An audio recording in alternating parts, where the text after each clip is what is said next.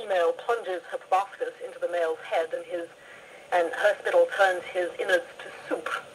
So from the male's point of view, this is being cannibalized is incredibly bad news, particularly if it happens before sex.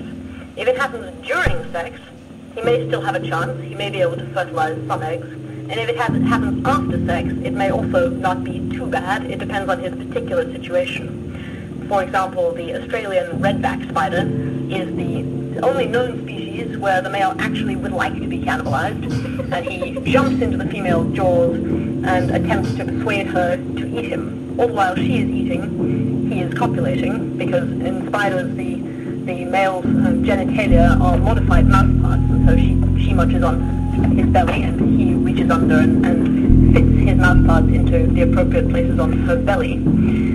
But this is very unusual, and it turns out that the reason that he doesn't mind being cannibalized, in fact, invites it, is that males who are being eaten are allowed to copulate for longer, and therefore they fertilize a higher proportion of eggs. Males who are rejected will be rejected very quickly, and therefore will not actually be able to fertilize many eggs at all. But for most males, they do not wish to be eaten, because being eaten, first of all, precludes reproducing with a given female, and it also obviously precludes reproducing again.